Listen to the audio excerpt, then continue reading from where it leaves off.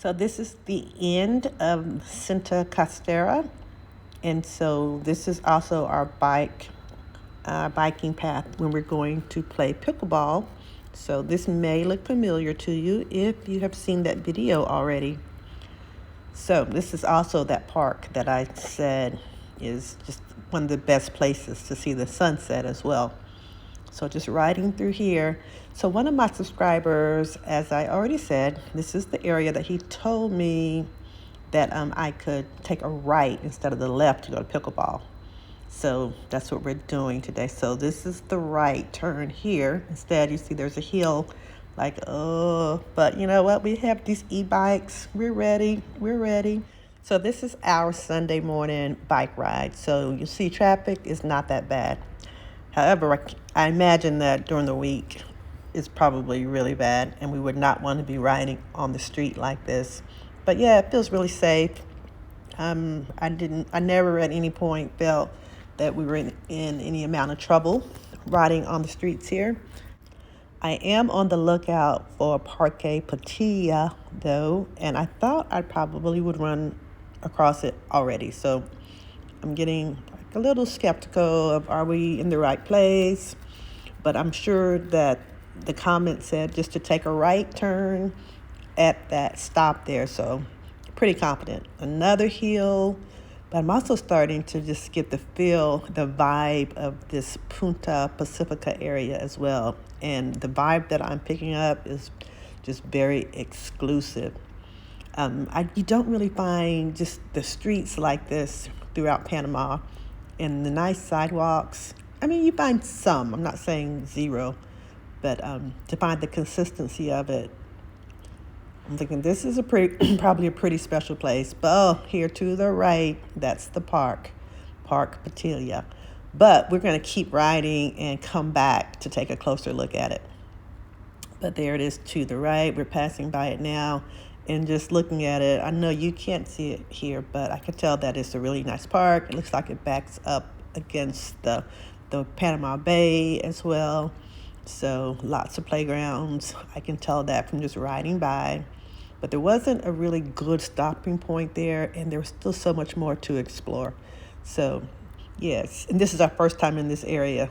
So we're pretty excited about riding through it, and it's pretty cool to find that there's not that much traffic, so we can ride on the streets comfortably. So just a good experience. It's great weather, a little overcast, but good experience. The drivers seem to be also very respectful of us on the bikes. So you see the sign there to the right is Punta Pacífica. So we're going to take this turn and we're going to go explore the area. Yes. So sidewalks here. See, it gets a little dicey on the sidewalks just because people are walking, which again is Sunday morning, so it's not too bad, not too many people out yet. So that helps also. But I'm beginning to notice that like all the I guess the condos are all like, what do you call it? Like they are closed and like you got to have the pass to get in. So starting to screen more and more, very exclusive, very exclusive. So there's not really a place that you can just walk upon, even ride our bikes upon just to see what's behind it or anything like that. And that reminds me of areas like Destin, Florida, where everything is kind of closed off like this, so that you can't really see the beauty of the views and things like that. So like you have to know somebody or have a place here in order to really see the beauty of it. But all the so this is the JW Marriott here. This is the tallest building in Central America. We've heard so much about the building, so it's really cool to actually see it for the first time. It used to be the Trump Towers, but they took that name back, or whatever the history of that is, I'm not sure. But they have renamed it now to the JW Marriott. You can see how unique the architecture is of this building and those buildings around it as well. We all know the phrase location, location, location. So this area is also in the great location. It's close to the financial district. Hey, it's walking distance to the Multi-Plaza Mall. That's important, right? And it's also maybe 15 minutes from the airport, which is kind of cool. A cool and unique thing about this is that this Punta Pacifica is built on reclaimed mud flats that make up most of the coastline around the Panama area. So it's all man-made, all man-made. And then I think just everything just looks new too. Like all the buildings here, because of that history, everything is relatively new, and yeah, that makes it look very, very exclusive as well. So a lot of the realtors refer to this as the area as the new Dubai of the Americas, just because of the tall buildings and all the unique architecture of them all. Very exclusive. This area seems, that's like you would really need a car to get around this area. I mean, it's walkable as well, but I don't see bus stops and things like that for public transportation. There may be. It's just not obvious, so it makes me think that, yeah, that's part of the exclusivity of it, of needing a car.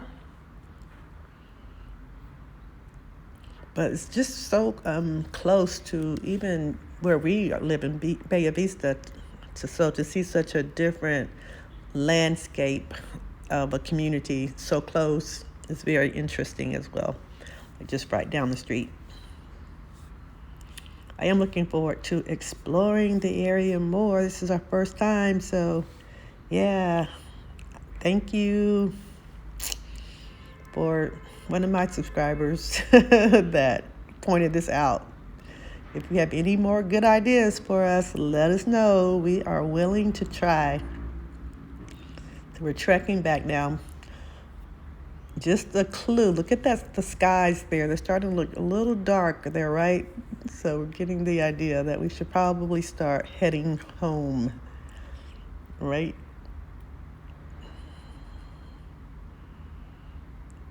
And even just the amount of traffic lights that are here, and all the crosswalks also are signs that we're in an exclusive area.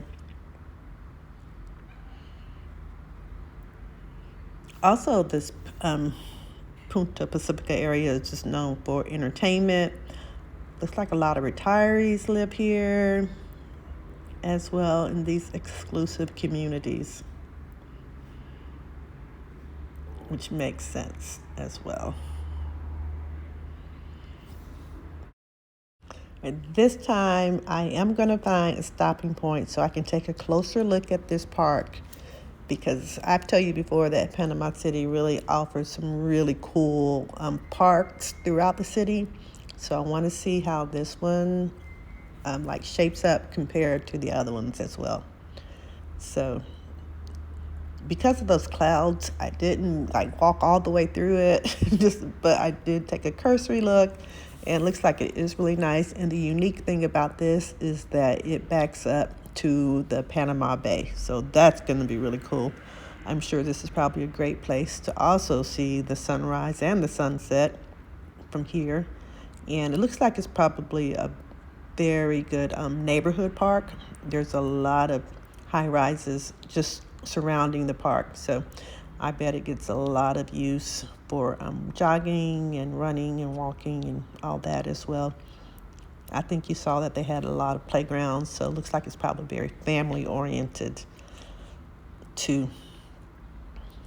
So from everything I'm reading too, it sounds like the area is very diverse with groups from a lot of different nationalities living here. And it sounds like the prices for real estate here, that Punta Pacifica area, and that sounds like it's really, really exclusive, like $1 million condos and that type of budget. But around the park, it seems like it's more reasonable. So that That's interesting.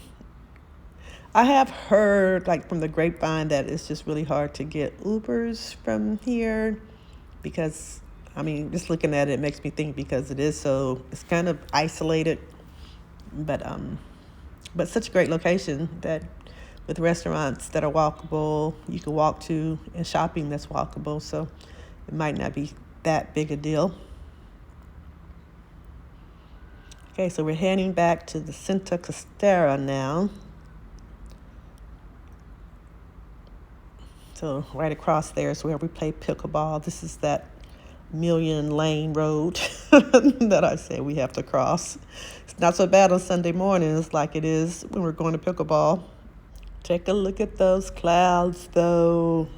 Oh, we should be heading back. I'm starting to feel raindrops. Oh, yeah, here it is. This is the bullet that we dodged. We did catch a little bit of this, but nothing compared to this. And it rained for a while too. Thanks for watching. Hope you enjoyed. Thanks for subscribing and have a blessed day.